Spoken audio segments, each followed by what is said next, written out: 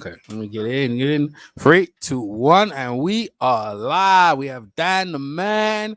We have Zone Boxing, Coach K, my guy, and we're gonna talk about Luke Campbell. But the thing everyone will talk about the topics of the day. Jose Lopez not accepting the money from Lomo. We're going to Luke Campbell versus who's Luke Campbell going against? He's going against Ryan Garcia. Ryan Garcia, that's right. And also Errol Spence versus Danny Garcia. So yeah, go ahead. Let's talk about Luke Campbell one. Go ahead.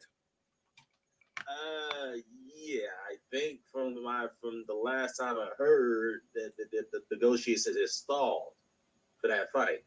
Reason being is because Ryan Garcia is having a hissy fit about being the way he's being compensated for that fight, for what I've been told. And I think from what we word from the grapevine, I think Bias put this in the chat that Luke Campbell's purse is higher than Ryan Garcia, and Ryan Garcia is not happy about that. He feels that he's more. Isn't that, correct me if I'm wrong, isn't that kind of like more of a promoter situation that Ryan Garcia needs to handle? That's with the TV networks. Yeah, that's right. Obviously the Zone is not TV network, but that's something he needs to settle with them because they're the ones who's compensating his purse. Matchroom was Eddie Hearn. They'll take care of that part. That's a promoter situation. So I think they're going to take care of a big portion of Luke Campbell's purse as well. The Zone is only going to take care of a portion of Ryan Garcia's, and Golden Boy's going to take care of a small portion of his purse too. So he's pissed off about it. Of course, Ryan Garcia is not happy with Golden Boy at this stage. He wants out. So I don't know, man. I don't know what's going on here. I hope the fight does come off because Ryan Garcia does need a step up in competition. I mean, Luke Campbell's definitely a good step up. But the way things are looking right now, I'm not sure if this fight's going to come off. I'm really doubtful right now. If it were to come off, to pick the winner, I mean, it's really a 50-50 fight. I mean, you can argue Luke Campbell has a chance because he probably is the longer guy. He's rangier, and he has a very good amateur pedigree. He's a southpaw, so he's got skills. He's been in there with Lomachenko. He's been in there with Linares. He's been in there with Mindy. But I'm not going to argue against the fact that Ryan Garcia does have a chance to win in the fight. So it's a 50-50 fight. Well, as far as I'm concerned, listen, I don't know what's getting on him and De La Hoya, that whole thing going down. So I'd want to see the fight, but I was hearing some people actually think that because of Luke Campbell's amateur career, gold medalist and stuff he achieved, Ryan Garcia hasn't achieved that. They reckon that he's gonna win the fight, and they got a good argument. He has got a better amateur career than Ryan Garcia, but Ryan Garcia is the goal. If that was gonna be upset, it would. But I think Luke Campbell's confidence has been wrecked over the recent losses, and Ryan is coming in extremely confident. So I don't see how I don't see how you're gonna lose, but I'll wait to see what happens in that fight and see what's going on with Golden Boy and Ryan Garcia. Let's talk about the money, man. Well, Jose Lopez, was it Teofimo Lopez? Teofimo Lopez has not accepted the money that London. Let's talk about that, Dan. What's your take on that whole money saga? What do you think? I guess the good news is that the fight ain't called off. So Teofimo Lopez hasn't moved on yet. So they're still negotiating as we speak. So that's good signs. Now for him to reject the 1.2 million, I know I chimed on this not too long ago, probably a few days ago, and I will say this: he should have taken the money, man. This is the biggest payday of your career. You're going up against a guy who's got a better pedigree than you. If you want to factor in the fact that he's one of the, arguably one of the greatest amateurs of all time, you can factor that in. 4-time gold medalist. He only had one loss on his record in the amateurs, one loss as a pro. We all know what that is. You could call that controversial, whatever case may be with Toledo, but he's got, more championship wins. He's been in more championship fights. He's on the pound-for-pound list. He's one of the most recognizable names in the sport of boxing in the lower weights. So look, I criticized Lomachenko for his negotiation tactics in the beginning. I have, and he's still on that bullshit. If you beat me clauses in his contract, okay, so be it. But at the same time, you gotta understand that Teofimo Lopez, damn EJ, goddamn, what you doing to me, man? Teofimo Lopez, man, he has to understand that he is on the other end of the negotiations, aka the B side. Yeah. I don't like to use that A side, B side term, but it is what it is. Yeah. He's going to have to really kind of have to accept what they give him right now, because what I don't want to see is that, again, you give Lomachenko more leverage in the situation when you're rejecting the money that's offered to you to take the fight, because what he's going to do, along with Bob Arum, they're going to do exactly what they did to Nicholas Walters and Guillermo Rigondeaux. Yeah. Well, not exactly with Guillermo Rigondeaux, but with Nicholas Walters. Mm-hmm. When he rejected the first offer that was sent to him to fight Lomachenko, they refused to give him a tune-up fight between. They sat him out for a whole year until he finally accepted the fight. But yet, when he accepted the fight, he only got less than what he was initially offered. Yeah. Same thing with Rigondeaux. So you don't want to put yourself in that situation when it comes to negotiate with Lomachenko. So I hope Teofimo is very careful here, and I hope he does this right. At the same time, they got to do right by him too. But I think 1.2 is a fair offer. He should take it, unless they were trying to cut him out with the upside. I guess that's what they're arguing about. So maybe that's what the situation is. We don't know, but I hope they do come to terms. But the good news is that they're still negotiating. He hasn't walked away from the fight, so let's just wait and see what happens from here. Yeah, no, that's a good point. And I'll be honest with you, what you said about Nicholas Walters was dead on, boy. That's exactly what they did to him with Nicholas Walters. They starved him out, and he should have took the first offer. And because what he did, and Teofimo Lopez, the difference is Teofimo Lopez. Teofimo Lopez is a champion, but at the same time, he ain't the A side. Lomo is. And the way I look at it, the longer you leave it for Lomo, probably better, because he heals up and gets covered. I don't think Teofimo Lopez is going to beat him anyway. I already put that down already. People are like, what do you mean? I go, look how he beat Cormier. I said, bro, Cormier didn't even look like Cormier. I don't know what happened to Cormier. So I'm not going like that. And then the thing is, right, he was calling that Lomo, and then when he had that dodgy performance against the Japanese guy, it's like, yo, he, you know what I'm saying? Things kind of like, yeah. And then when Cormier, he knocked Cormier up, but in his mind, he's like, yo, that wasn't the same guy, bro. He knows it, bro. He knows Cormier, but Lomo, I think he realizes that's why he's trying to stall, and you know what I'm saying? He be calling for it now. Is on his plate, and now he's saying he want more money. Why are you trying to cash out? You're not really about it, bro. There's a lot of people who support him though. I know Naoto's backing him. I think YG Zone, you still there? Coach K.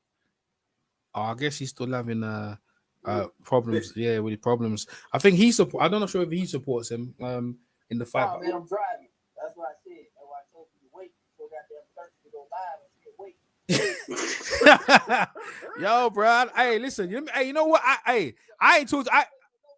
Yeah, you know what? Hey, you know what? I ain't told to you. I ain't told to you guys for a month. All right, no worries, right? That was funny though, but he on point though, because we ain't talked to each other for about a month. So the moment we start yapping, I'm like, yo, let's go live. I didn't know you were driving, because we you know what I'm saying, he sounded good to me. He sounded right. Sound good to me. That sound like yeah. So I'm saying that. So I'm saying he just dropped on me now. Like I know. It's like, all right, cool. But who you? Yeah, go ahead. No, who you picking in the fight? Go ahead. Well, yeah, you make some good points about Teofimo Lopez. He hasn't really done much other than that. He got that big win over Colmay, which is kind of unexpected. I mean, people did pick him to win it, but nobody expected him to knock out Colmay the way he did. That was impressive. But at the same time, you want to factor in Diego Magdaleno, which is a good step up win for him early in his career. Okay, fine, so be it. But at the same time, you have to factor in that Lomachenko, when he moved up to 135, he hasn't looked all spectacular either. He's only had one stoppage win in that weight class against Linares, a guy who gave him trouble in that fight, who put him down in that fight. So, and then mind you, Linares, yes, I do respect Linares as a fighter, but he's been knocked out by, D-level competition, guys you never heard of in his career. And he's a very cheaty guy. Luke Campbell is even giving this guy fits in fights. So I think Luke Campbell put him down in their fight when they fought. So I believe. Yeah, and other than that, and Lomachenko fighting guys like Luke Campbell, we all didn't really give Luke Campbell much of a chance, and Luke Campbell gave Lomachenko fits, even though Lomachenko put him down. Pedraza, the same thing. Gave him fits early in the fight. Didn't look, Lomachenko did come on strong at the end, but he hasn't really looked that great. And there's even been talks within this camp that they were talking about moving back down to 130 because the way Lomo's been looking as of late. He hasn't been looking like the Matrix ever since he moved up in weight. Yeah. So, the point is, Lomachenko will be favored to win it. I get it. because he's going to use his athleticism and his boxing IQ, which is in his speed. He's going to use that. I get it, especially as a tricky southpaw. But at the same time, the injuries, that all the athleticism has a wear and tear on your body, especially the years he's been fighting. So, it is a tough call to make. But if you want to go by youth, you want to go by the fact that the guy who's hungrier, who's a young champion, who's thirsty and hungry at the same time, you go with Teofimo Lopez. I probably favor Teofimo slightly. But I can still see the skills tip over to Lomachenko if you want to go that route. That's cool. But I'm going to favor Timo to win that fight. Not by knockout, but maybe by decision. Yeah. I can see that. All right. Let's get into the other subject, man. Paulie Malignaggi. Showtime. Yo, bro, he was sacked, bro. Like, I went on his friend Petey Cards, who's a long-time friend of him. He said, this world has become too sensitive. What did he really what did he really say? It wasn't really that offensive. Then, I was on Raphael Dawkins' channel yesterday, and there was a guy on there, I don't know what his name is. He said what Paulie said was true about the European fights, that Rafi proceeded to go down division by division and see how many European champions are actually dominating. And actually, they're not really dominating anything. Heavyweight, they have it. No, they're not. They're not. Cruiserweight, maybe the cruiserweight, but not all the divisions. And there's not much domination. And Paulie about different species and stuff like that. So some people are backing Paulie regardless, and some people find what his statements outrageous. But in any case, I think what Showtime did was right and exact. Paulie will probably get another job again at some point, but for now in this climate, I think they did the right thing. Dan, what's your take, man? Go ahead. Yeah, they did. But here's the thing, I don't think it's based off this one particular incident. Paulie's been getting away with controversial comments for the longest, man. I have a rap sheet of the shit he's been saying. He's been getting passes after passes after passes. And this time around, as I mentioned not too long ago, is that Showtime wasn't going to terminate him immediately. They gave him the chance to retract the comments, and he refused to do it. And this is where, again, I have to go back to that interview Jim Gray had with him several years ago when he got pissed off about the Adrian Broner decision. It's like, dude, Jim Gray reminded him, it's like, dude, how many times are you going to keep doing this? You can't be chastising your people publicly like this, especially powerful figures like Al Haven. How long are you going to keep doing this? Are you going to continue to bite off the hand that feeds you all the time? Are you going to keep doing that? Mm-hmm. Are you going to keep this up? Seriously, how long you can't get away with this shit for so long. You can get away with it for so long, Mm-hmm. And, for people to go out and say, oh, they're insensitive, he kept it real. It's like, he may have kept it real, but you have to understand that for him to go out and say something so fucking ignorant and stupid, to say that there is no oppression amongst blacks in 2020, which is bullshit. And we all know he's a Trump supporter. That's his prerogative. He has a constitutional right to support who he wants to support. But the fact is that you factor those things in, and he also factored in the past controversial statements he said that got into a lot of hot water in the past. Why Showtime can only put up with so much with the bullshit. It's like CBS, which is on Showtime, by the way. It's like, no, man, we're in this very, very dark times right now. We're living in a time with civil unrest, which, by the way, there was a explosion explosion over at Beirut, Lebanon.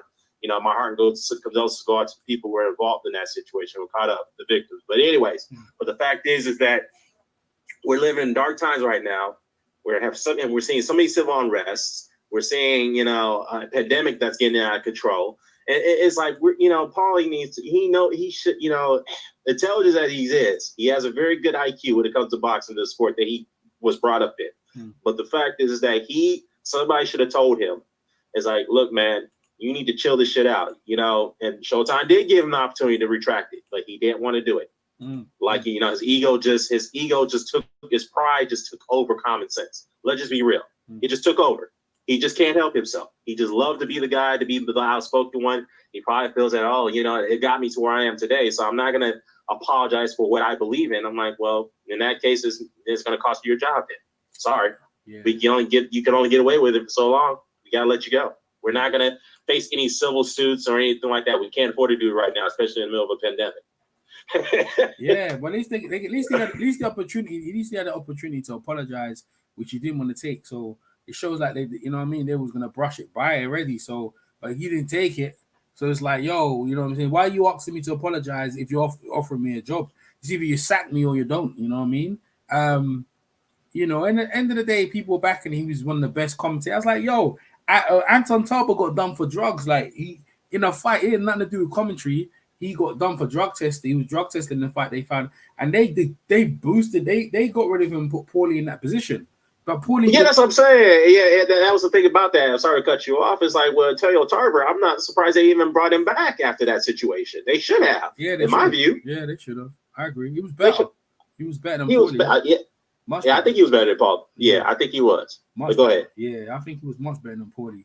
But that's just like tape, man. You guys, man, as you come in, yo, smash the like button, man. My numbers need to be getting up. EJ Boxing Live here, Dan the Man, Zone 6. I mean, so some other guys are probably gonna come in at some point, but we ain't done this hangout for a minute. So we're going over the breaking news in boxing, and so Lopez, Holy Lopez don't want to take the money. We got the right. What's going on with Tank, man? Is Tank who's Tank fighting against? He's fighting against thing in it, Santa Cruz, right? Yeah, he's fighting Santa Cruz. I mean, another small guy. Yeah. This time is at 130 though. It's not at 135. So I guess kind of meet in the middle. And Tank is agreed to go back down. But the fact is that he's gonna make the weight. He's gonna make the weight. Yeah. Yeah. I'll be surprised if he makes a weight. Then again, it probably won't be. I mean, I would be surprised because we know Tank is not a very disciplined fighter. He blows up the weights of fights. He don't give a fuck. He doesn't live the life as a fighter. So, it's just like dude's just he just is a headache, man. Like Adrian Broner. But to be fair though, he is not that worse compared to Broner. At least with Tank, he does have a better skill pedigree than Broner, in my view. But anyhow, look, he's fighting Santa Cruz. It's a good opponent. It's a pay-per-view fight, which surprises me, but okay, fair enough. Is that YG? One second, Dan. Is that YG? Is that YG? Yeah, that's YG. He's been ducking for the longest, bro. But go ahead, Dan. Go on. Look, YG, you up after? Go ahead, Dan. You got to have something to talk about for somebody to duck you. Yo, bro, what you talking about? We talking about the hot topics of boxing. You know what I'm saying? We're talking about all the topics because I want to hear about your boy running from Lomo. He don't want to take that money. We're gonna get into you in a minute, but let Dan finish up, and we want to hear about Teofimo Lopez why your boy don't want to take that dough. Go ahead, Dan. Yeah. I was gonna say though, Tank's fight Santa Cruz, but that fight's locked in, it's ready to go. It's I think it's in October pay-per-view. So I think it's the pay-per-view the 2 weeks after the Charlo pay-per-view. So yeah, it's back-to-back pay-per-view. So for Showtime, obviously. So I mean, I expect Tank to win it. Santa Cruz will probably make it a tough fight early on, but other than that, I think Tank will pull it off. But to be fair though, if you do push Tank forward and you make him work early, he can burn out and he will be exhausted towards the end of the fight, like with Gamboa. So if Santa Cruz can withstand the onslaught early on and then take his best shots and make him work and start hitting him with some pot shots of his own, then, Santa Cruz probably could win the fight. He may have a chance, but, as long as you don't get knocked down or knocked out. But I do expect a knockout later stoppage, probably 11th round, in my view. Yeah. I think. Yeah. I think so. I think Tank should be able to beat Santa Cruz. He's lighter. Santa Cruz will probably a brave effort, but I just don't see it. It might be Amamaris. It might be that kind of fight though, but it'll be a good fight though. But I think Tank might have a bit too mean. But like you said about the weight, if you can make the weight. But let's get into my man YG because I ain't talked to YG. It must be going on a month. He been running scared for the longest. I don't know what I was.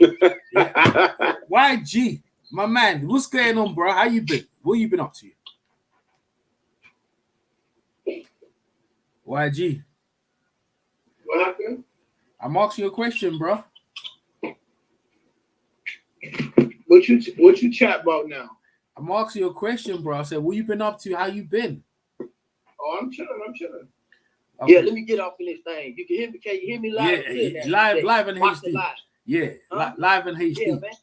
Like I said, I told you I was driving. Give it 30 minutes. You'd be so thirsty to go live and stuff. But anyways, like I was saying about the Lopez thing, me and YG never talked about this before, but I just don't appreciate the fact that he been talking so much shit, putting on such a show, building himself up to fight Lomachenko, and now we doing this pricing ourselves out thing. I don't appreciate that. Mm-hmm. So I'm pretty disappointed if those facts are true.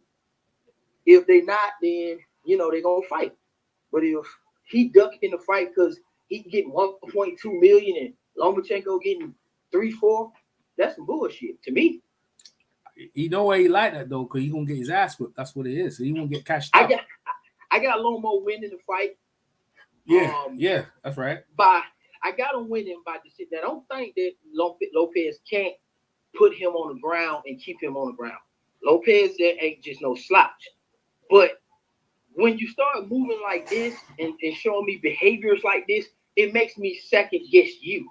Like if you was like, oh yeah, let me do 1.2 good, we got to fight. I don't care. Oh yeah, let's go. Because you showing me that you're confident in your value and you're confident in your position and your abilities to get the win and overcome whatever you feel your value is.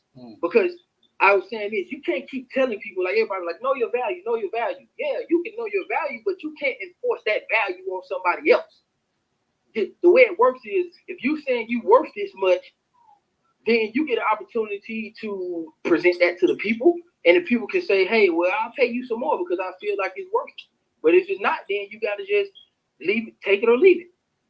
You know what I'm saying? That's just real talk. But if you gonna leave it, that's some fuck shit, because you've been asking for this fight. You should have told everybody at the beginning you wanted 5 million, 6 million. I don't understand why these boxers don't say that. When you call out a fighter, go ahead and tell us how much money you're trying to get so we don't have to deal with this dumb shit no more. You know what I'm saying? You talking about, I want Lomachenko, you should say, I want Lomachenko, but I need to get 3 million.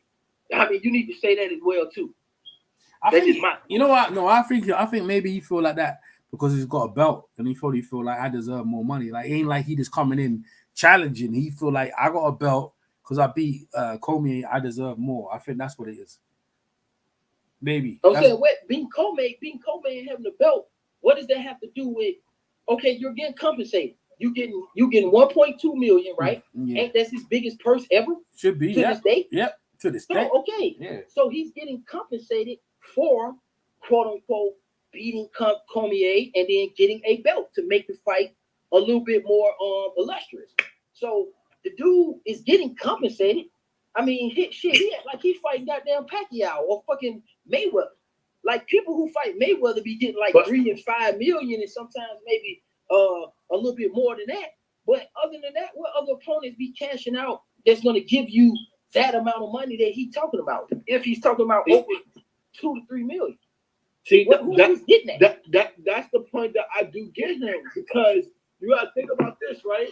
Now, none of the other guys that he might fight, the other fights might not be on pay-per-view. If he move up to 140, right? Who's the fighter at 140 that's gonna be on pay-per-view? That's up to him. That's what I'm saying. I'm gonna say this. You could go. What I just cut me to say my one statement, and you can go, right? So okay, I'm just saying, like, that's just a question mark. But who's the fighter at then? So basically, his next chance of really fighting on pay-per-view will be when he jumped to 147. So right now, why the iron's hot, he got a strike. Yo, this fight is being backed by top-ranked ESPN. They got the money. So if you're gonna hold anybody's feet to the fire, it gotta be Bob Arum. He's not holding Lomachenko's feet to the fire, because Lomachenko ain't the guy that's paying him. It's ESPN and Top Rank. Like, those are the people that he's trying to get the money from. So it's not really he's ducking them. Like, he wants Bob Arum to put more money up. The same way these other fights have been falling apart because the promoter didn't want to put the money up. Same way Dillian White was calling out AJ, and then they had the April 13th date, but fucking Eddie Hearn didn't want to put the money up. Same way Shakur Stevenson wanted to fight Josh Warrington. They didn't want to put the money up. Like, when you're the champion, the other side, your promoter has to pay the other side too. You can't just, I'm gonna give you this one and give the other guy scraps, because the motherfuckers is not taking that. I'm not gonna take a fight, be paid less, and a fight where I know that I'm supposed to be getting paid more money, especially when there's no other fights like that right around the corner. Either you're gonna pay me now or we're not gonna see this shit. Because you gotta think about it. Lomachenko is also the same guy who gave up a title shot for this, So at the same time, he gotta tell Bob Arum, like, yo, pay him, because if not, then, like, who am I fighting? Because if I'm not gonna fight for the IBF title, then what? I'm going back to fight Devin Haney for the WBC title. So if you don't go back and fight for the WBC title, what is he really doing? because he basically gave that up for the to go fight for the IBF title. That's a good point. Well, see, you give me a sob story for what you're doing is I'm saying that's cute and that sounds like a good argument, but 1 + 1 = 2. You just said that he can't get scraps based on the fact that Lomachenko is getting something else. That's what you just said, and I said based on the fact that this is the best. No. I just had to correct you. I had to correct you on that part. I'm going to finish my statement. You said that you cannot get scraps and the other fighter get X. Okay, you're saying that 1.2 million is scrap based on what? The other person getting 3.4. So you're basing knowing what you feel is shit based on what's in that man's pockets. That's what I told you before. He's only doing that shit because he knows Lomachenko fucking purse. And 1.2 is good enough for this kid. This is highest purse. He's feeling some type of way in his soul because this man has earned a cachet of 3.4 million. Him having fights that's bigger than that ain't nobody's fault but his own fucking fault. So everything you said about somebody else is irrelevant. It's about Lopez. And these are the fucking moves that's not going to make him a pay-per-view star. We keep giving the example of Floyd Mayweather taking a haircut. Floyd Mayweather took a haircut and it turned out good for him. Same thing with Canelo. He went in, took a haircut, and it worked out good for him. Dude, you have to secure good fights. These guys are trying to get the money before giving the fans a good fight. It does not work like that because this is a consumption type product. Nobody has to consume the shit that you pitching out there. So all that stuff that's based on everything else outside Lopez doesn't make any practical sense. Bob Arum don't have to cough up shit. He told the man, you get 1.2, you fucking take it or leave it. That's it. That's your worth. You can feel that you're worth $4 million. Okay, go find somebody else and fight for fucking $4 million. Since Lopez is that good, fight your ass in New York, build your fan base in New York, and stop worried about Lomachenko, and then just fight on your own. And everybody will support you if you're that much of a superstar. So it ain't got nothing to do with nobody else. If Bob Arum didn't need to come up with money, why the fuck Bob Arum need to pay him some more money? That's not up to Bob Arum. Bob Arum ain't got to do shit. I wouldn't pay him. Yeah, I mean, if he want that unification fight with them two, then he has to. But Bob Arum don't care. Bob Arum know how to maneuver, bro. This dude been in the game. You really honestly think? Let's be real about this shit. Bob Arum has a track record. Fuck Lopez. Bob Arum has a track record of producing big time boxers that go on to be multimillionaires at least. So if Lomachenko feel that type of way, just do like Floyd do and just leave. Do like Oscar and leave and build your own brand if you're a star. That's just the facts. But 1.2 million sounds pretty damn reasonable for a guy with under 30 fights, that's young as hell, that's coming up trying to knock off the old lion in Lomachenko. And from there, the rematch and all that stuff, you could demand more money and you could blossom from there. Just give yourself a chance. That's all I'm saying. Lopez need to give himself a chance to blossom and develop, bro. He wants shit too fast for no reason. And he ain't really done shit. That's the point, man. That's definitely a good view of it. But if you in Lopez camp and you man, you gotta strike while the iron is hot. I would say the same thing. I would say, man, bro, listen. I would say the same thing because what I'm saying, if it's me and you, YG, I'm giving an example. If I'm in your corner and they offer you that deal, I'm gonna say, is 1.2 good for you or not? You're gonna say yes, or you're gonna say no, and we gonna move the fuck on. We understand the consequences. Like when you price yourself out or you try to get more money and somebody says no, bro, no means no. They don't want to do it. They're not budging. Ain't nothing to discuss. So either take the fight for 1.2 or move the fuck on and build yourself. And if you're hot as you think you are, within the next fight or next two fights, you should be able to build yourself into a household name, allegedly. But that's not the case. The man needs Lomachenko. Lomachenko don't need him. Well, everybody needs a dancing partner, but what I see. Yeah, I mean, he can find another. Okay, so if Lomachenko and Tank Davis fight, if you switch him out and put Tank there, that fight sells more. Yeah, but Lomachenko aim is to be undisputed, so he still got to see Teofimo regardless. That's not relevant to. That's not relevant. Listen, that's not relevant to the talking of the purses in the process of pricing yourself out. I'm not talking about who won accolades. That ain't got nothing to do with that. That's a smoke screen. No, it's really not. It's really not though. What I'm saying, what does Lomachenko, what Lopez line of thinking is based on? He's seen that Lomachenko got 3.4. If he was interested in being undisputed, then 1.2 would be absolutely fine. So that tells me already.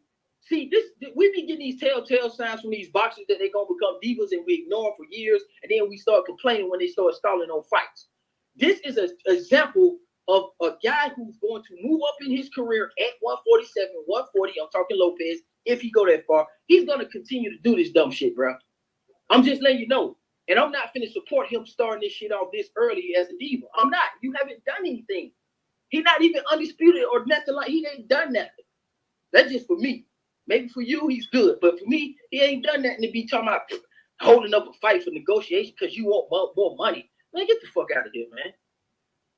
I mean, it's setting the precedent. You can't put anything on the table and expect me to eat.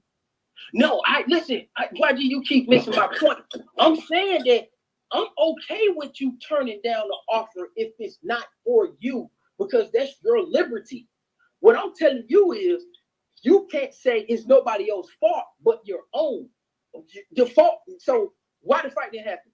Shit, Lopez simply say, hey, man, they didn't pay me enough money. I felt like if I was more valuable, I was looking for X, Y, and Z. They didn't want to compromise. It's my fault the fight didn't happen because I wanted more money. Case closed. I'm not going to let you blame Lomachenko for that shit or Bob Arum or nobody else. No, man, there's too many excuses being made for these fights, for these guys to duck these fights, man. Fuck that. No. You could have said you wanted 5.6 million, all that stupid, ridiculous shit when you was running your fat ass mouth. You should have been doing that shit before, so we already know that this dude talking about fighting Lomachenko for $10 million. See what I'm saying? You should have been saying that, bro. That's not what you said. You said you wanted to do that fight Lomachenko. That ain't the same thing that he was told either. And when the first time when he was playing around, and then him and Devin Haney started going back and forth, Bob stepped in like, nah, we having a unification bout. So it goes both ways, because you got your promoter and them, they telling you know how they gassing you. They telling you, yeah, you the man. But then when it's time for them to pay you, it's like, and now he's negotiating Crawford versus Pacquiao. See, that's another issue too, because like him being a promoter, he feel like he got options. Like, nah, like you see certain people get paid, you want to get paid too. We see this shit in other sports too. That's a problem though. That's a problem though. That's sucker nigga way of thinking. Nah. That's what I'm saying. What I'm saying is, I notice you keep saying that when you see other people get paid. See, the whole argument is contingent on what somebody else made. Then once you get that information, then you determine your value. See, that's not how it works. Mayweather, using as an example, he said, okay, I know my value. Fuck that. When I get in position, I'm gonna demand what I demand. Yeah, but you keep bringing that up. That wasn't a unification bout. Remember, he was just a straight challenger. He wasn't. What does it? He wasn't. That wasn't champion versus champion. What? Hold on. What you mean? Mayweather. Hold on. Whoa. De La Hoya was a champion at 154 when he fought him. What you talking about? Yes, he was the champion. He was the champion at 154. What are you talking about? All right, and Mayweather wasn't. Yeah, but you talking about the pound for pound, bro? What are you talking about? This is a unification bout, and Mayweather was just a straight challenger. Yeah, but Mayweather and De La Hoya are way bigger. First of all, De La Hoya and Mayweather were bigger at that point in time than fucking Lomachenko and this dude Lopez. When De La Hoya went into the fight, he didn't know they was gonna break the pay-per-view record per se. He probably had an idea, so he took a straight cut so he could get the massive pay-per-view deals with Ricky Hatton. He took his retirement and he went on a string of selling millions and millions of pay-per-view, as we all know, all the way to Conor McGregor. What I'm saying is these dudes are way smaller this weight class is not as dominant and prominent as 147 or 154, and they're not.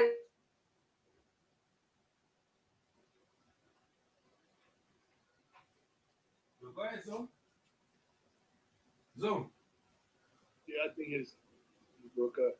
Now, he was giving you that work. Why is he? So that what you said even makes what you call it. So if he knows like yo, this is my one chance to get a good payday, like I can't take a cut. I can't because those opportunities. How you saying for Mayweather? They might not be there moving up to 140. Remember when Mayweather took the cut, he did that to get in at 147, and then he moved on. This is down at the lower weight classes, and even in Mayweather's career, he did pass on fights when he felt like, yo, if I'm not right, I'm not taking that. Yeah, that's nobody. Would you? Okay, and that's fine. So what I'm telling you is, he need to pass on the fight and be fine.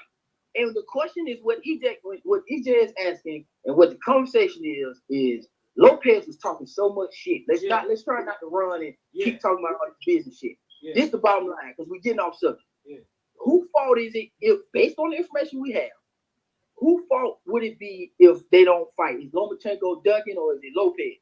I'm saying that it is clearly Lopez. Yeah, we're talking in circles. Yeah. Fuck what you're talking about. We're talking in circles. Yeah. You've been talking, you YG was talking big mouth shit for Lopez. You even said that Lomo is gonna find a way out of the fucking fight. That's what you said.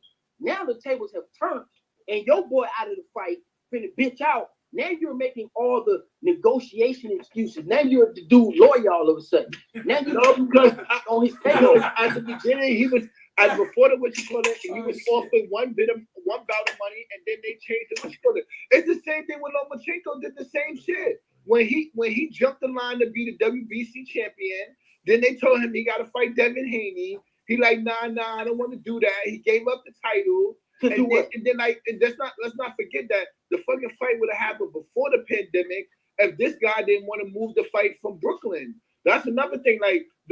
Let's not just all put all the weight on Teofimo Lopez because this guy moved the fight from Brooklyn when they probably would have had to fight with the crowd. No, but the fight is booked now though. See, that's a different. Yeah, the fight is booked now.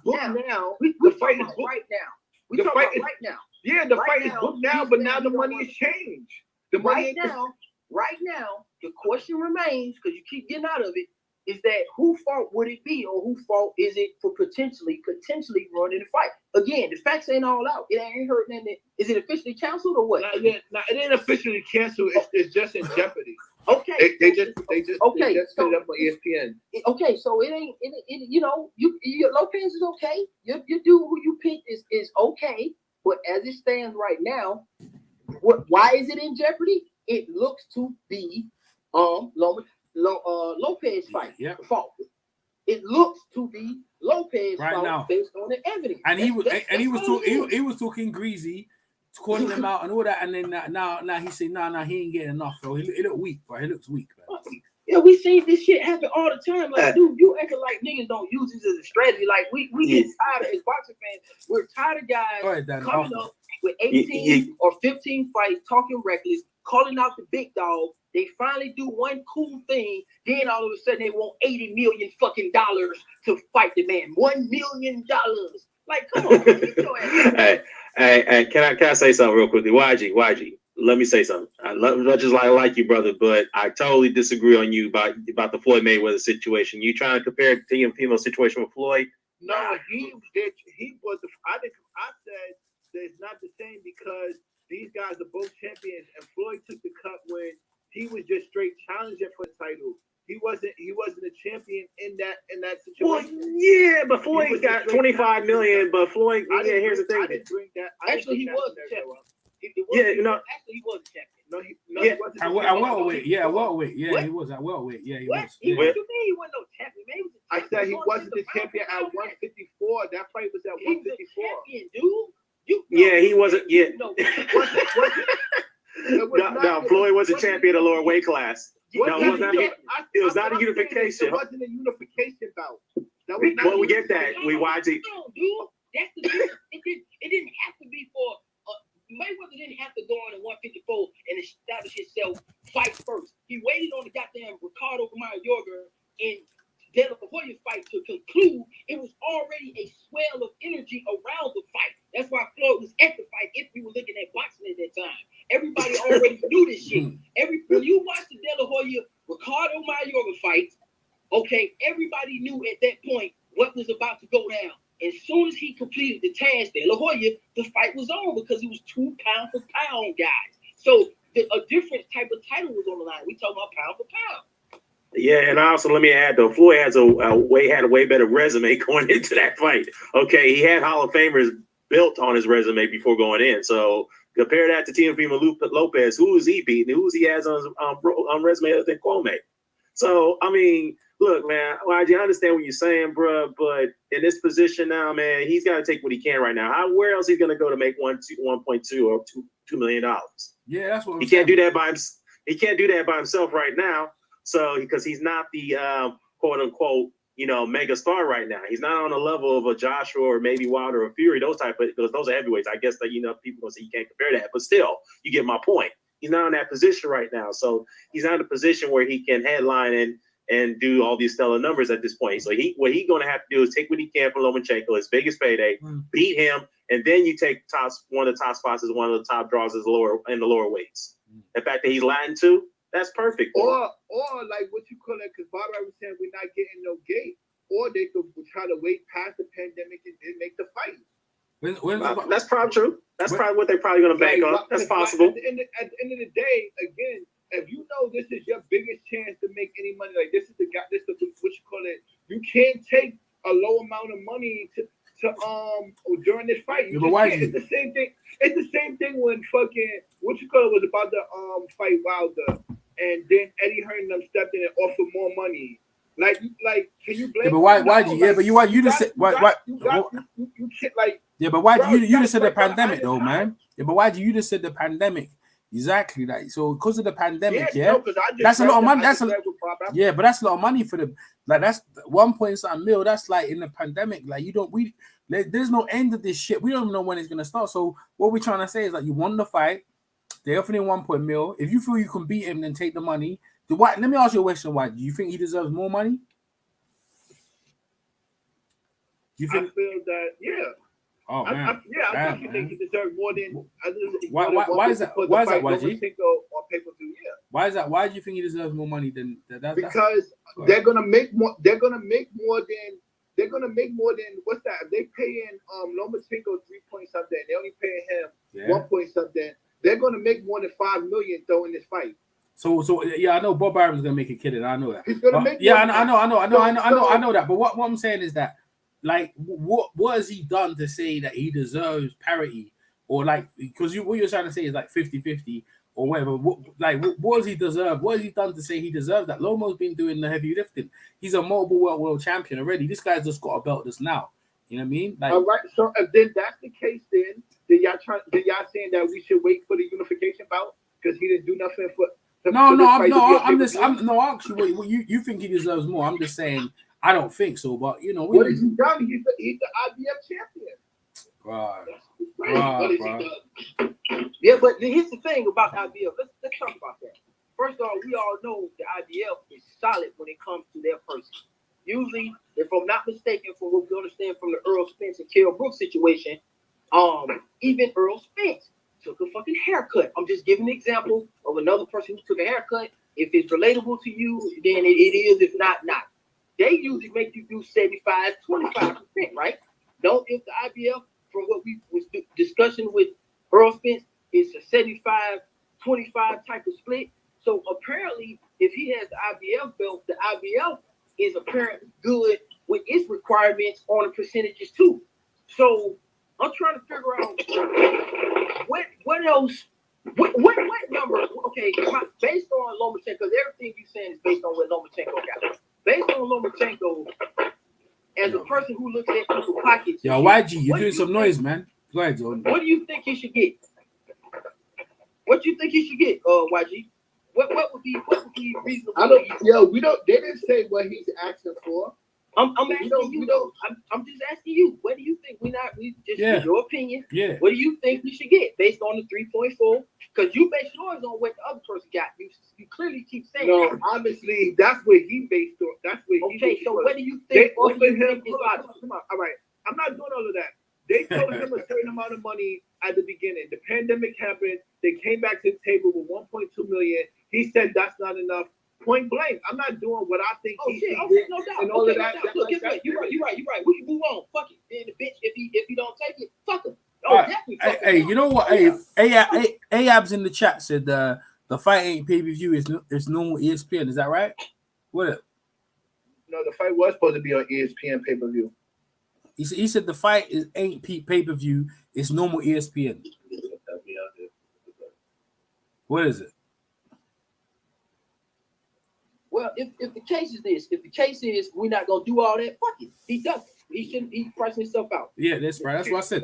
That's it. Yeah, if that's he said fuck it, and there's no logic behind what he's saying. He just saying it just to say it. Then fuck it. He get 1.2. Take it, leave it. Now I'm definitely with Barbarian. Yeah. All right. Let's move on to the move on because we were talking about earlier on Danny Garcia and Errol Spence. So Zone, you go first. Then go ahead, man. No, I agree with I agree with Dan. If Dan want to cook on a little bit, he can jump in, just to get some other people in. But yeah, I just think that this car wreck, we're just unsure about what he gonna look like after the car wreck. Danny Garcia ain't never hit the cameras. Danny Garcia ain't never been stopped. All his fights are technically close. I mean, he may lose a lot of rounds, but you ain't never seen Danny Garcia get beat up, in a bad way, except with Amir Khan. And that was the closest I've seen somebody really just piece him up without him having no answers, and then he answered with a fucking left hook. And I do agree with the left hook being a problem for a softball too. So I don't know, man. We'll have to see with this one. I got Danny Garcia either it being a controversial decision, win for Errol Spence, or a controversial win for Danny Garcia for upset. Yeah, my man in the chat, what's up, Michael Thompson? He says Spence needs a tune-up ASAP. Yeah, I'm worried about the brother Spence. What you guys take? What's your guys' take on that? Big up to guy Mike. Make sure you guys give me the thumbs up, Michael Thompson. What do you think? Spence need a tune-up? Go ahead. I would recommend a tune-up just to make sure that my fighter is okay. Just to make sure I got his timing down in a real live fight. Just to make sure. Now, I respect Errol Spence for trying to go for the gusto, not trying to wait.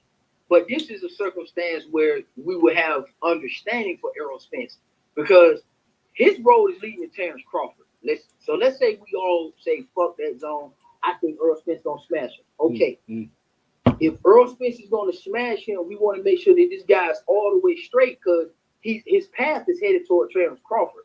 And now you got Keith Thurman in the mix talking shit saying he want Errol Spence. That's not gonna be an easy road, bro. That's not gonna be an easy road at all if all his kinks not worked out. That's all I'm saying.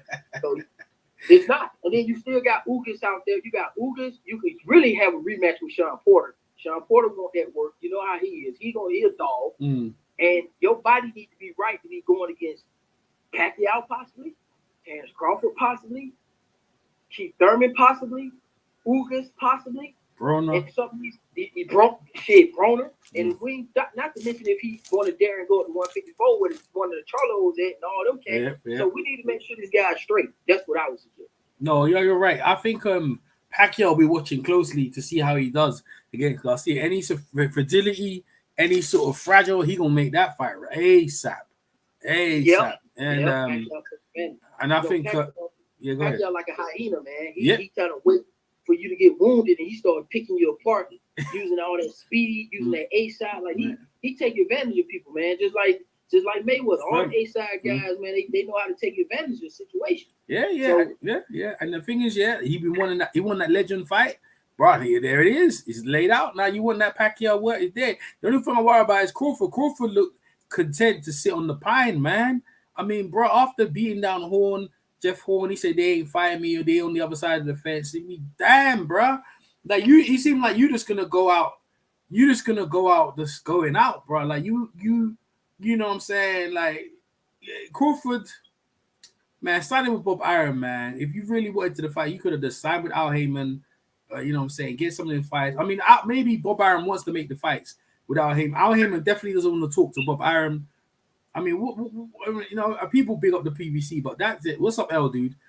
Man, it's annoying, man. Crawford, he's just cool. Like he's like, yo, I ain't even bothered him and Bo Mac. They just cool. Like that's annoying. It's annoying because they some real good fights. I can understand a little bit though, EJ, because you got to understand Crawford is a grown ass man. He's always conducted himself in a mature manner for the sport. You know, he's not a knucklehead out here running loose, man. He's a family man. He be chilling. He about his business. So when you're talking to a man like that, that petty shit, like counting people's pockets, like Lopez doing and all that, he said, she said, Crawford has told us he ain't with that dumb shit. That's his attitude. He's told us what kind of boxer he is. So you shouldn't get mad. He said, I'm not with that dumb shit. He ran up on Errol Spence in his face. Errol Spence said that he wanted to take the easy route. So him signing with Al Heyman was going to do what anyway? The man already told him in his face that he don't want to fight him because he want to take the easy route. That's what Errol Spence said. Yo, so come on, man. That shit, nah, man. That man don't got to sign with no Al Heyman just to get a fight. He's supposed to get the fight because it's the right thing to do. Yeah. All right, we got my man. Yeah, we got my man now, dude. We're going back on the Teofimo. So Teo wanted what he originally asked for was $3 million. Shit, I didn't know he asked. I didn't know he would ask for $3 million. Just claiming what was promised. Just claiming. I didn't know he asked for $3 million. Dang, I didn't know. Yo, yeah, bro, I ain't okay. So let's say this. Let's say if he asks for $3 million, we need proof on that. Give me where that is documented. Because let me say something. If your original thoughts was $3 million, then you sign a contract that says $3 million. Yeah. You don't go in signing the contract less in, then come back and say, hold on, where's the other, 1.6 million at? Because y'all short me or whatever the case may be. No, it don't work like that. So I doubt that it was any kind of discussions that along that line, because I have to see proof of that. I mean, if it was that he asked for that might have been part of the negotiation, and then they settled on that money. That's what they probably settled on that, and he wants more. But like, I know, I ain't gonna lie. If he gets free, I just want to see the fight. So if he feels like he needs $3 more and they agree with it, then cool. But at the end of the day, 1.7 mil is still 1.7 mil. That's like he's still his biggest ever payday. If you feel you can beat the kid, then you won't get more. There's gonna be more paydays down the line. So you know what I'm saying? They ain't, you young. I don't understand, man. That can't. So for me, he has a lot of other opportunities. I can see him definitely probably finishing his career at 147. Maybe. I don't know if he'll be successful, but he can get up there and mix it up with Boots Enos on the come up. Maybe a Mikey Garcia. That'd be a good one. Danny Garcia may. Man, I think Danny Garcia was talking about moving up. But if he moves up properly, he can catch some of these marquee guys and marquee names en route going up. And that's a good thing. But he can't hang his hat on Lomachenko because you still got Tank Davis out there. You got Devin Haney. You got a lot of cats around your division that's going to come up and want a piece of you too. 100%. So, hey, so it's money. It's money out there. Yeah. Hey, what's your take on the Paulie Malignaggi saga? He been sacked from Showtime. You know what I mean? Because of the comments. What's your take on that, bro? Well, so personally, I'm gonna be honest with you. Him saying what he say exactly? He said racism is overrated. Like there ain't no racism no more. And he said the European is the new species. They're the new dominant species out on the block.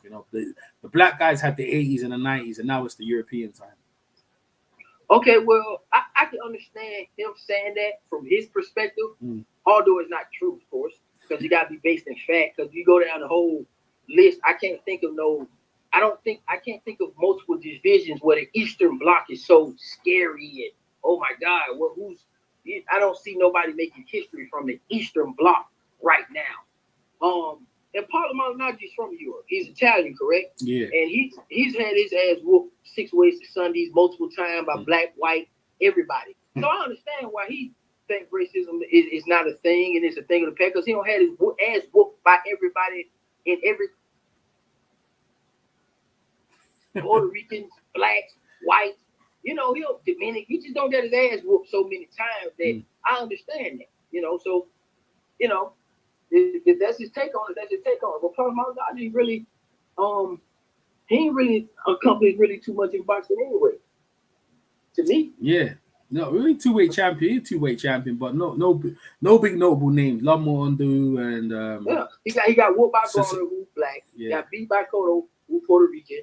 Come on, man. You got beat by Danny Garcia, who's Puerto Rican. This dude, Ricky Hatton, who's from Europe. I mean, this dude probably just be talking sometimes, man, and he say a lot of cool stuff, but he's one of them guys that try to be smart and try to get ahead of everybody. Like he's trying to predict that, and that's not the right case. Because he has to, you got to challenge him like, okay, well, who are you saying from the Eastern Bloc is actually taking over? You hanging that all that shit on Lomachenko? Usyk, Lomachenko. Okay. Who else he got over there? But see well, here's the thing: what really shits on him when they asked Lomachenko, the Eastern Bloc master, to fight Terrence Crawford, he said absolutely fucking not. He said he don't want that smoke. Yeah. So that kills that whole argument because he said out his own mouth he don't want to fight. Just so happen to be African American man. Yeah. Ain't that bitch. And he don't want to fight Devin Haney either. Lomo didn't want to fight Devin Haney. Like, you know what I'm saying? He don't. So I'm probably just talking. Yeah, he talking. He was upset about Devin Haney. Said he ain't gonna lose to no white boy. That upset him. Yeah, that's what said. He probably couldn't beat Devin Haney. You know what I'm saying? So I mean, dude, just you know, if Paulie had done what he had to do in his career, he wouldn't be saying a lot of this stuff. A lot of this stuff he's saying is based on his own failures and what he thinks should have happened in boxing. You know, every time he loses a fight, he cried about damn near every decision. He never lost. He's always right. He's not that good because his hand. Paulie Maldonado is a sucker that always have an excuse for everything. So I listen to him, but I don't care if they keep him on or not because it really don't matter to me. Because Lomachenko already said he don't want to fight Terrence Crawford, who was an African American guy. So that just made your whole total argument irrelevant. Yeah, 100%. What have we got any other fights on the schedule? Any other fights on the schedule?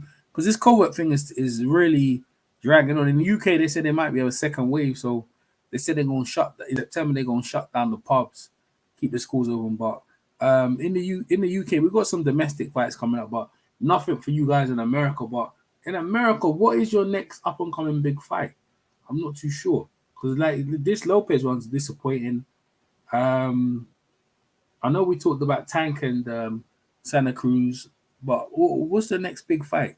You know what I mean? Like, who's your next prospect coming through? What's up, Phil? So you said prospect or this big fight? Yo, what's up, Phil? How you doing? You all right, Phil? What's up, bro? Yeah, man, cool. Yeah. Like, what's your next prospect coming through? And what's the next fight on the schedule? Big fight coming on the schedule? Because, like, I think this year we had some good ones. Was it Pacquiao and Furman that was this year? There were some good ones. Spence, Garcia, there were some good fights. So, was that this year? I can't remember now. Yeah. What we got, Phil? Spence Garcia was last year. Oh, man, yeah, you're right. Yeah, Spence Garcia was last year. And I want to say Pacquiao and Thurman was... that was this year. That might have been 19. That might have been 19 or early 20. So we got Phil. So what we got? We got anything on the schedule coming up? Oh, we got Pacquiao. The biggest thing that I've heard that was supposed to be coming up was supposed to be Mikey Garcia and Marcus, but I don't know what the latest on that is. Besides that, we have the Errol Spence and Danny Garcia. I think supposed to fight in November, which is right around the corner.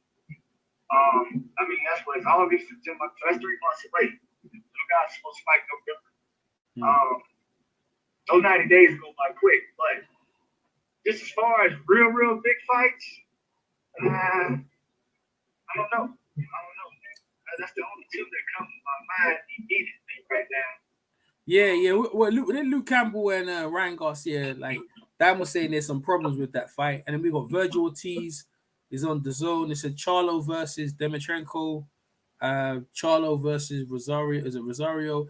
David Benavidez, he's been linked to get Canelo. I want. He said he want Canelo. I want to see that. I said I want to see. Well, that. I tell you what. If because Canelo is supposed to be fighting coming up here shortly. Yeah. I'm gonna be honest with you, and I've had this conversation with a couple of different guys. I think Benavidez can give him a run for his money. Oh yeah. You know, I really do, because this is what I've been trying to explain to people is that Canelo, since he's moved up in weight, I'm not going to say that his power doesn't carry over, but I would say that it's noticeable that he's not hurting these guys as bad as he was hurting the guys at 154, right? With that being said, you know, he's going to be fighting Benavidez at 168. And I can tell you one thing right now, Benavidez is stomping, bro. I mean, he is stomping. Mm-hmm. You know, Benavidez come through there with them dead-ass legs, leaning on that front foot hard, throwing them things hard. You know what I'm saying? So, you know, Canelo is trying to trade for him. That would be a huge mistake. I do think Canelo has the advantage as far as just overall boxing ability, just being able to move, be elusive. But Benavidez is one of those kind of guys to where he'll wear you down during the fight. And in the second half of the fight is when he typically tries to finish his opponent's off. And to say, you know, he's not that great of a boxer, I think that he does certain things really, really well. Like, the main thing I think he does, he sticks to the game. He doesn't get frantic, he doesn't get sketchy. He knows what he's going in there to do, and he sticks to that. You understand what I'm saying? So he definitely has that going for him, outside of him being a hell of a foul puncher. You know, I think he can take a punch. You know, I think his chin is pretty good. You understand what I'm saying? The only problem with him is he lacks the defensive elusiveness that I would like to see in somebody with his caliber of boxing skills. You know, with that being said, I do think he'll give Canelo a run for his money, because he's not going to respect Canelo. Canelo is going to have to earn the respect of Benavidez, because he's going to go in there trying to finish him. And I think he may have a good shot at doing so if he can get Canelo in a predicament where, you know, he's sitting up against the ropes, trying to rope a dope. He does that against Benavidez, he might find himself in trouble. 100%, man. That's my man Phil Walker, boy. Trying to think of the trending topics of the day. Phil, what's your take on Paulie and the Racers getting sacked from Showtime, real quick? Well, you know, man, let me say this right here, man. Paulie deserves everything that he gets. You know, at the end of the day, I think Showtime went about it in a proper manner. You know, they gave him a chance to, you know, not necessarily, you can't take back words, but they gave him a chance to at least apologize and admit his wrongdoing. You know, Paulie doesn't think he did anything wrong. So for me, yeah.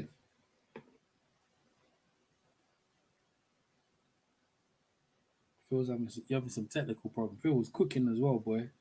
About this, there's some real attraction on this Benavidez thing, boy. Go ahead, Phil. I guess he got technical. They may say, hey, you know, Paulie's not a racist and all this other kind of stuff, but this is my deal. If I have to guess if you're a racist, then I probably don't need to be dealing with you. I probably don't need to be supporting you. And honestly, I don't even need to be fucking talking about you, because that's not something that you should be guessing about. You understand what I'm saying? If you've done questionable things, then in my eyes, you already eliminated, man. You done 86 yourself. You done canceled yourself. And Paulie has done some questionable things in the past. I've been not fooling with this boy, man, for a long time. And this right here is the icing of the cake. So, that's why he continues to have misfortune, man. Because because he's a sucker, man, and he's a racist, and it is what it is, man. Yeah, 100%. What's your take on the money between Lopez and Lomo about the 1.5 mil that he don't want to take? He said he deserves more. What's your take on that one? I can tell you this right here, man. I think Lopez is pricing himself out. I'm gonna be real with you, and I spoke about this with some of a couple guys that we run, in the chat and stuff like that. At the end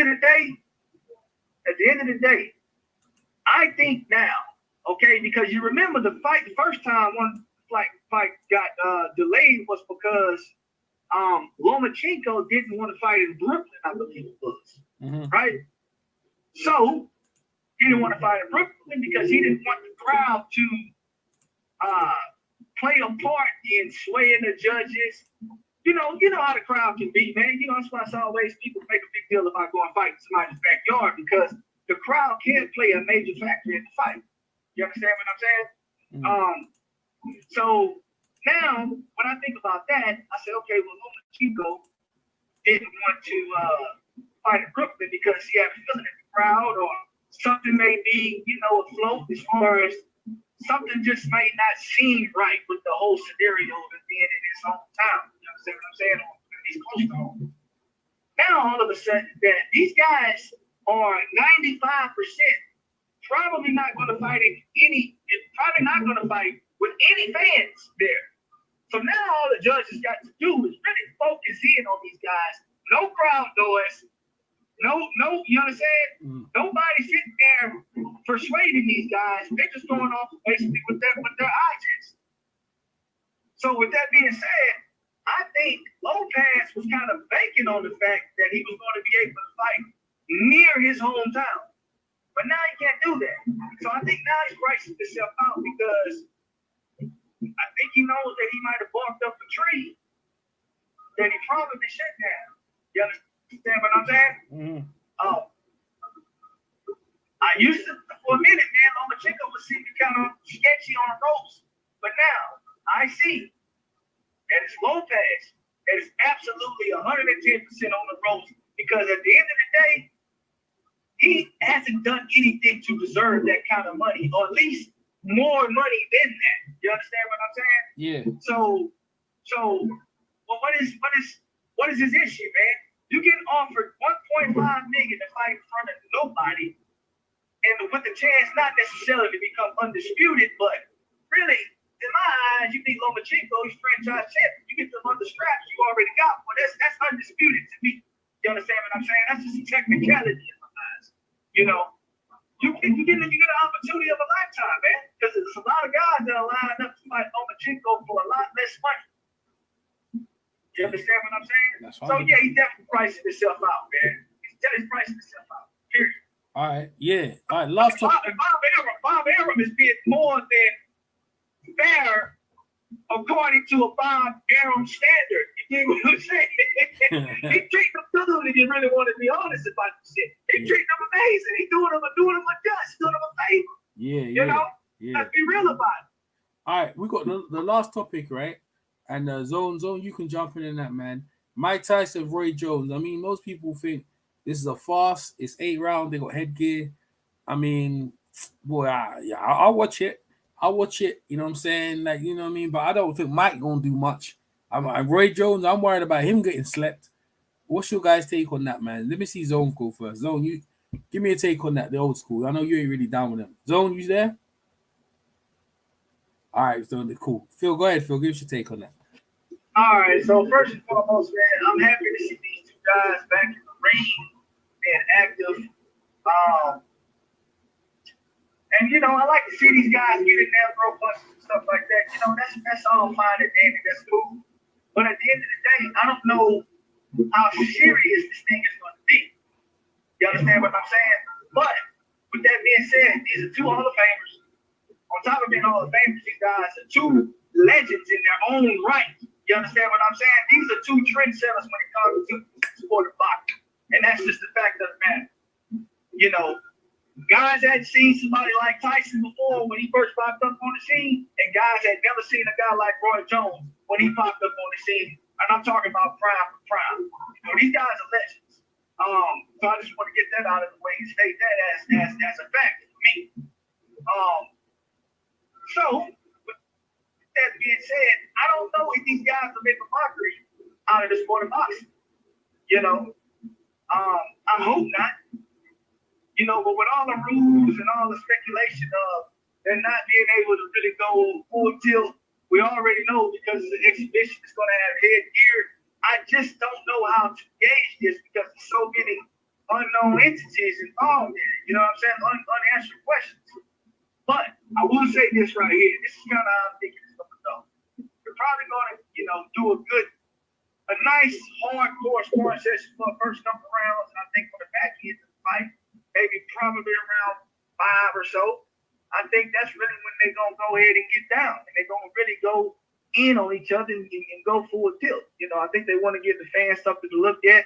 Right now, people are going to watch it because there's not much else on to watch. Who's not going to watch two legends go in there and pretty much have a hardcore sparring session? But, it is $50 here in the States. That's a little steep. Little steep. You know what I'm saying? But my take on it is, I hope these guys aren't disrespecting the great sport of boxing, especially considering that they're two legends. I know they're going to give a performance. I just hope that some point during this match, these guys go 110% and really try to showcase their skills, man. Show that they still have it. And, me knowing Mike, me knowing Roy, I think that's probably what they're going to do. At least that's what I'm banking on. But outside of that, man, I think it's 100%. At this point, all I can say is definitely just for entertainment purposes. But I hope I get it up there for them. Yeah, 100%, man. Boy, listen, shit. I'm getting winding down, boy. I'm winding down over in the UK. I had a busy day, man. And it's great to have Phil over. I think Zone's busy at the minute, man. I think I'm listening to Phil. Oh, Phil just finished. Go. What's your take on the Roy Jones and the Mike Tyson? Go ahead. I agree with Phil, man. I didn't know. Initially, when I heard it, I thought Tyson. I was rooting for Tyson. Just personally. But then when I heard they got headgear on, and it's gonna be kind of it's too many X factors for me. Too many variables. So I agree exactly with what Phil said. All right. Well, listen. Well, we got some other names. Let me hit John. What do you think about Benavidez versus Canelo? That's getting some traction. What do you think? That's a good one. 68, 168. WBC belt on the line. Go ahead. That's good. That's a good one. I need to see a little bit more. I mean, I ain't sat down and gave it too much thought. My initial thoughts is that, of course, you go fight Canelo, you 4 rounds down, so he gonna have to overcome that Benavidez. Yeah, it's gonna be hard though.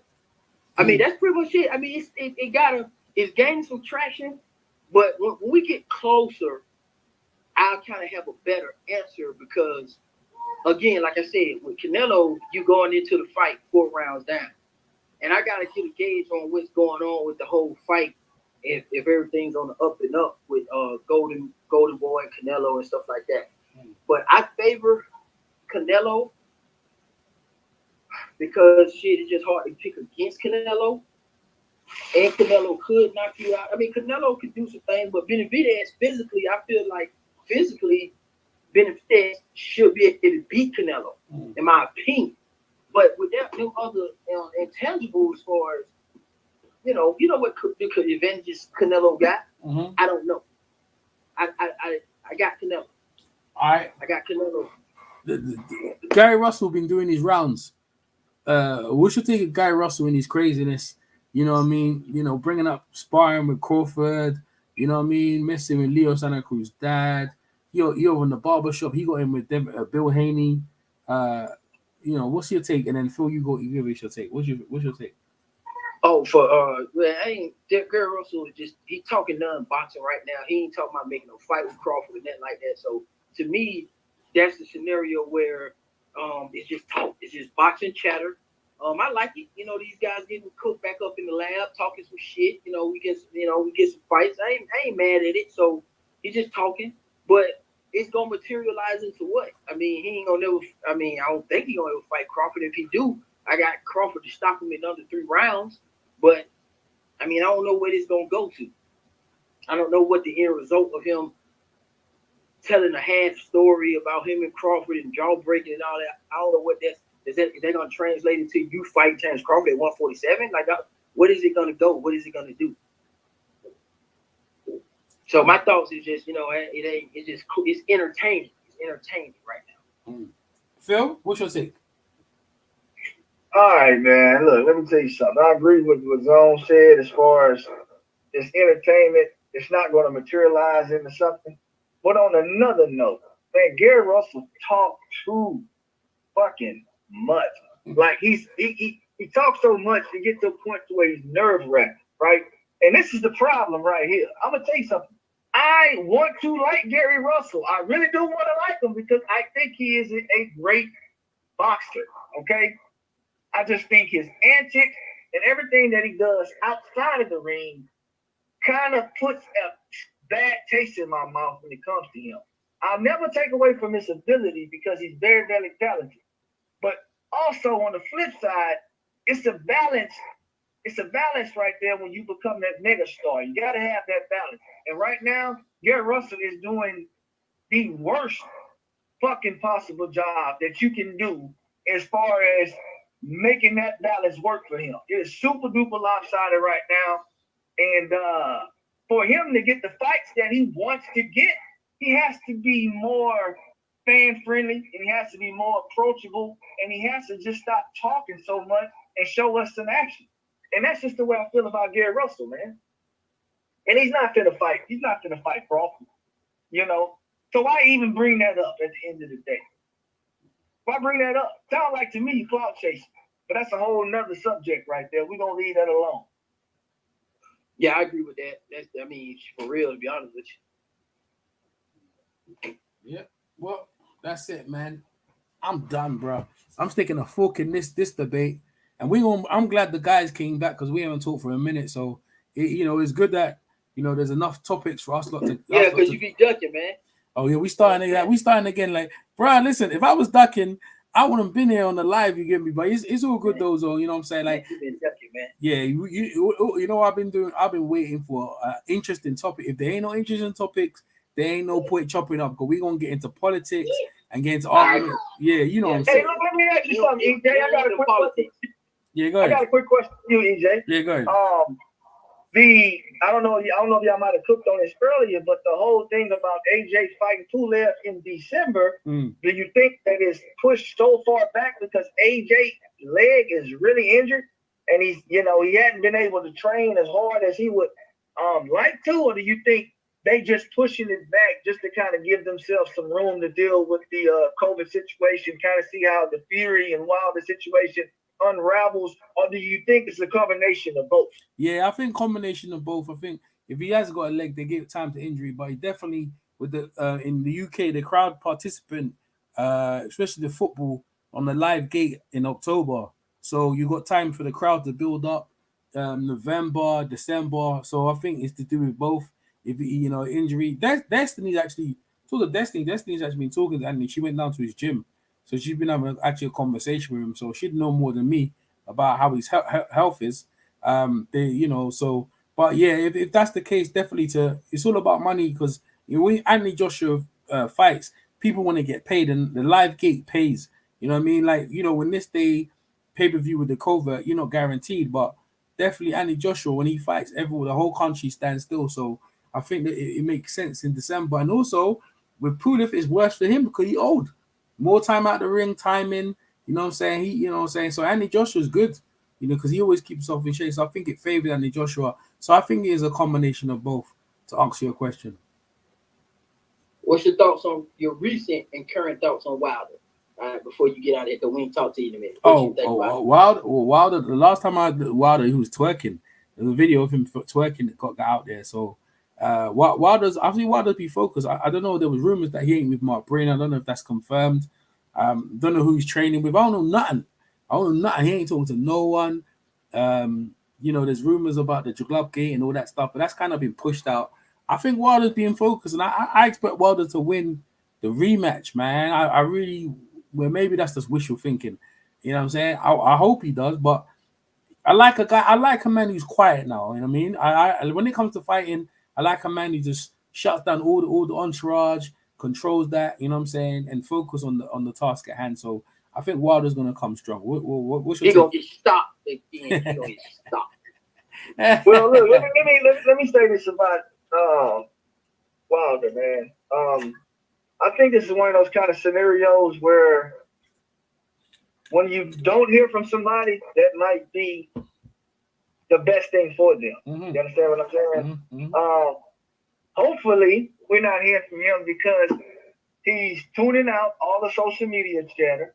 Okay, he's tuning out all the doubters, and the only thing he's focusing on is proving to himself that he can be 110% when he steps in the ring again with Tyson Fury. Yeah. That's what I'm hoping for because I want to see a good fight.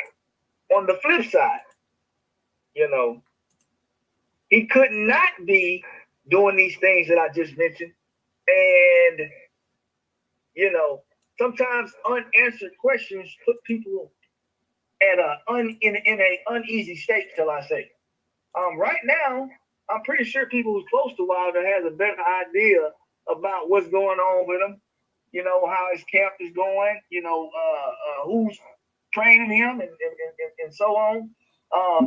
But I think the best thing for him, considering he hadn't been in the most positive light here lately, is for him to just kind of lay low and focus on himself and focus on his skill and be the best version he can be when he steps in the ring with Tyson Fury, because we all know he is going to have to be the best Deontay Wilder that he can be in order to even compete with the Gypsy King. And that's just the way I see it. 100%. We got Mr. Boxing today too. What's up, man? I think Wilder is focused on training, and we'll see though. Yeah, we'll see though. My man L Dude bring up a good topic. I think this is Mr. Boxing today. Your boy gets stopped. I know Mr. Boxing today. What's up, Mr. Boxing today? I know you like your boy. He out here twerking, shooting his booty up. He's gonna get stopped again. Yo, I got a comment from my man L Dude. Manny Pacquiao, Conor McGregor. What do you guys think? Man, shit. I'm gonna tell you like this right here. Man, if Floyd beat McGregor, Pacquiao gonna destroy McGregor. You understand what I'm saying? Because, you know, at the end of the day, you talking about an active fighter, Manny Pacquiao, that just, man, I don't know if he's found a fountain of youth. I don't know where he's getting all his energy from. I'm not gonna speculate. You know, there's always rumors swirling around about Pacquiao, but at the end of the day, at his age, this dude looks phenomenal. He's competing with guys that should be in their prime right now, but whole Keith Thurman thing, you know, he should be in his prime right now, but we all know how that scenario turned up. I think that's a bad idea for Conor McGregor, man. I don't know if he understands that, dude. If you got in there with Floyd and he stopped you in, let's just say, I don't know, I think it was round 9 or something like that, then, man, Manny Pacquiao is probably going to stop you too. Because Pacquiao ain't going to go in there playing with you. He's going to go in there and he's going to try to finish you off real quick. You know, at the end of the day, man, I watched Floyd do it, so I'm going to watch Pacquiao do it. And you're just talking about watching it and paying for it, you might as well, hey, look, we're going to go ahead and swipe that debit card. You understand what I'm saying? I'm going to have it on every TV in my house. That's just the fact. 100%. And we won't see Conor get splattered today. My man Mr. Boxing today, he said, yeah, I didn't see the Wilder twerking. I don't want to see either. I agree with you, man. It wasn't pleasant to see. Hey, so what's your take on Pacquiao gonna hurt him. You know, a lot of cats will. Floyd Mayweather went in there. You know, Floyd Mayweather got some dignity and kind of more methodical in his approach toward boxing. He want to make sure that he's absolutely clear before he go for a knockout. Somebody like Pacquiao, man, Pacquiao is not going to. Man, Pacquiao gonna kill that kid, man.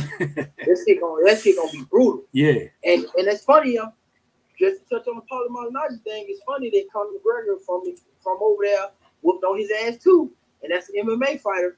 So people don't forget that. They're probably talking that shit. But yeah, I got Pacquiao stopping him. Chief Thurman, anybody, all of them. Earl Spence, Santa Pro, anybody that's serious, that's trying to hurt you, Conor McGregor gonna get killed, stopped in about 4-5 rounds, man. Yeah. This time he gonna get that work, boy. He gonna get that Pacquiao treatment, boy.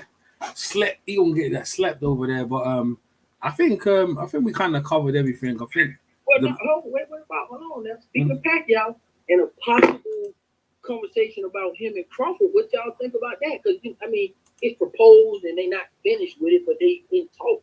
What y'all think about that, man? Pacquiao and who? Crawford. Yeah. That's the rumor that's floating around right now. That's catching some traction right now. You know.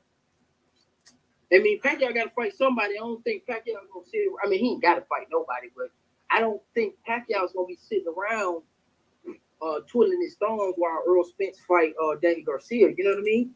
So Danny Garcia and Spence will be fighting in November. I think Pacquiao might be trying to get something in. Shit, because he ain't fought since what, last summer?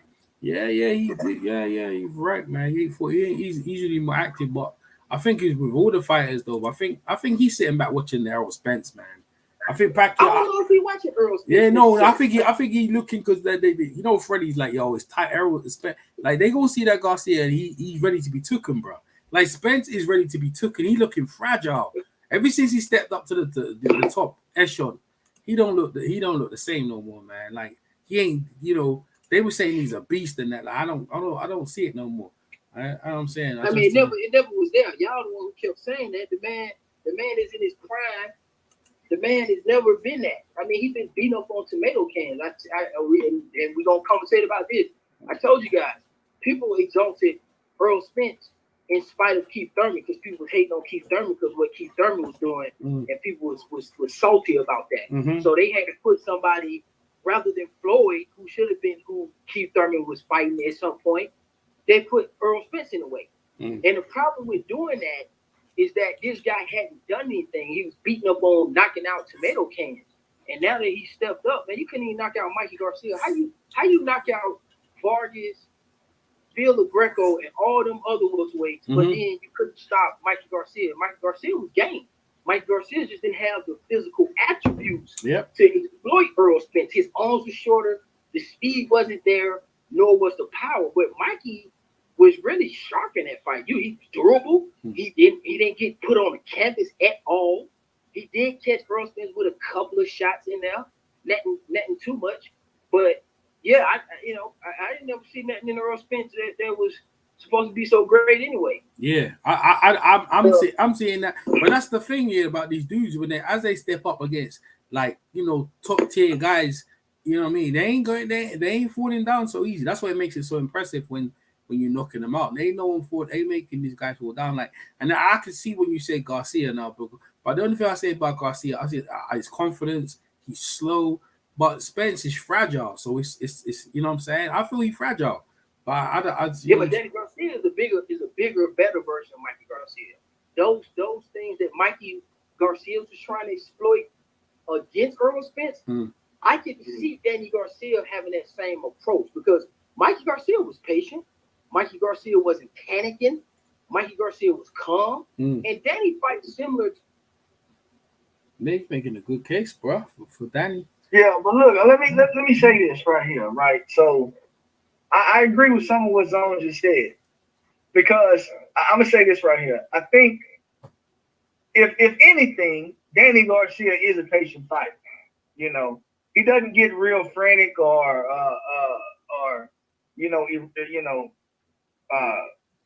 crazy when he's in the ring when he seems to be under pressure or something like that. Now, I do think they do something similar. I just think that Danny possesses the physical attributes that Mikey did as far as the arm reach, the size, things like that, plays a major part when you fight a guy like Errol Spence, and this is the thing right here. And I keep telling everybody, and go back and look at it because I break down fight. This is what I do. I break down fight.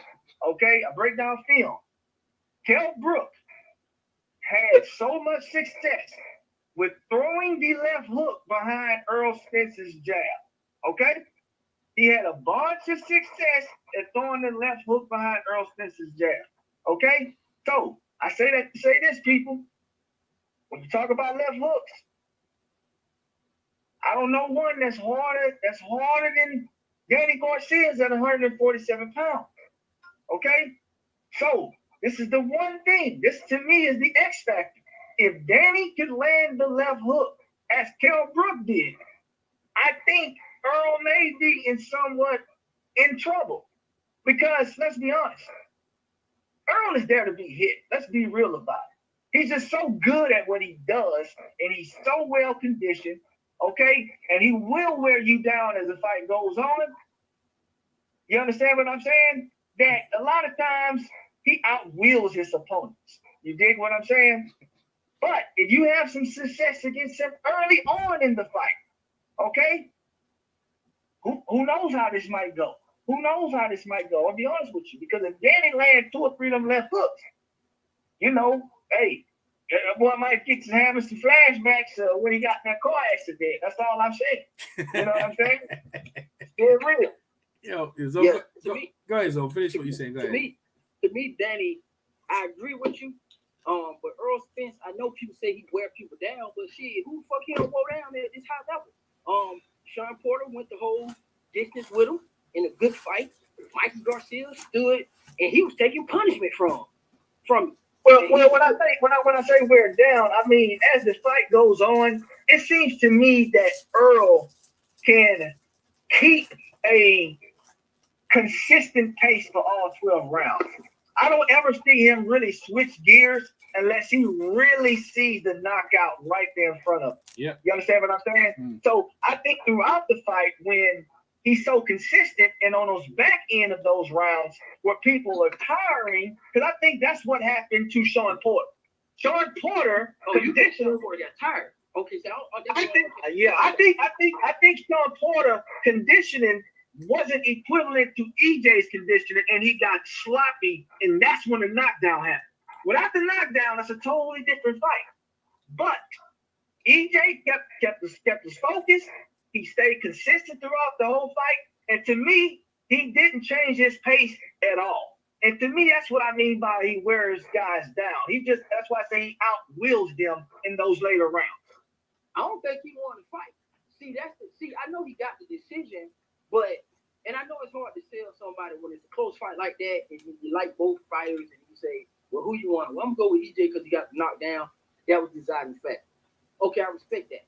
But I feel like on the back end and in the front end and in the middle end, I felt like the Sean Porter accumulated more rounds. I think Sean Porter really just made that one mistake. To be honest with you, I thought he was controlling the fight, in the pace of the fight. He was spinning the dude. He was doing some shit in there that I ain't seen Sean Porter do himself, or let alone happen to Errol Spence. So I can understand that. But I don't know, man. When you go against Danny Garcia is like a combination. If I had to merge 2 of his opponents together, Danny Garcia is like a Mikey Garcia mixed with a Kell Brook. With the size, and he's going to have the attributes to take advantage of some of Errol Spence's mistakes. Yeah, I mean, you know, again, as far as that Sean and that Earl fight goes, I do think it was a super duper close fight. I can't say I'm mad or upset about the decision. I think however it would have went to either one of those guys, I would have been satisfied and content. I mean, because at the end of the day, Keith Thurman's my guy, even though he lost to Pacquiao. So, you know what I'm saying? I'm just happy we got to see 2 guys in that weight class shut all the bullshit down and get in there and fight one another and give us a great performance. We were the winners that night, 110%. But that was a hell of a fight. Yeah. You know what the thing is, and Errol Spence like getting in the car accident kind of killed that. But we gonna see how he came back. Like Dan mentioned it about Vinny Paz, and he had the car accident and he was paralyzed from the neck up, and he came back. So it has happened. You know what I mean? Yeah, man. We're out for a treat. I'm looking forward to it. I'll tell you one thing, boy. Errol Spence has got a lot to prove, man. Like, we'll see if Errol Spence is the same guy or Danny can be that guy. You know what I mean? He can come back. I mean, this is the start of a new murderer's row for him. Because this is the problem. He ain't really. He just started the tip of the iceberg of the murderer's row. Again, there's still Pacquiao. Okay, there's still Crawford. There's still Keith Thurman who's popping off talking about let's get it on now. So this, I mean, no, I'm saying that's a lineup to have to go against, man. And he's running out. I mean, if you want to throw Hookers in there, shit. Then we might have a situation if you don't get knocked off by Mikey Garcia. But you Sean Porter, you can throw Sean Porter back in there for the rematch. Hey, that's a tight gauntlet, man. You bring a good point. You bring a good point, man. Like the PVC, they got some real competitive 140 guys who move up to 147, some real competitive guys, and that's what I'm trying to say about Crawford. Crawford's just content to just be on the other side and see the whole thing. He getting older, bro. Like real talk. If he don't make some moves, yeah. Who you talking about? Crawford. Yeah, but see Crawford. He just content. He's just content. Let me cook on something after you, folks. Crawford, go ahead. If you finish, EJ. Let me finish. Yeah, let me say. I'm just saying Crawford. I'm just gonna say Crawford take care of his body though. Yeah, but what I'm saying, but you see the thing is, when you're not iron sharpens iron. Like when you're over there fighting the elite guys over there, you fighting people like Jeff Horn and the last guy you fight, they ain't the same, bro. Like we don't even know he might get dealt with day. I mean, he struggled with Gamboa, but he got roughed up by Gamboa, bro. Yeah, he beat Horn, who beat the shit out of Pacquiao. But bro, these guys on the other side, they be real tough going in. And like you just said, Murderer's Row, and he ain't got to Pacquiao. Furman still out there. There's some real good names, and Crawford over there just watching this thing going on. I'm like, yo, bro. End of the day, if you just waiting for these dudes to wear out, he tried to do the Pac fight, right? He finished start. But Pacquiao's with Al Heyman though. They're all over with Al Heyman now, ain't it? All of them. Yeah, but I don't think that shit matters like people be saying. I'm not. They trying to negotiate it, and he's finished start. He already got his head whooped up. Kovalevski's almost ended this shit, but Pacquiao gonna whoop. I'm saying.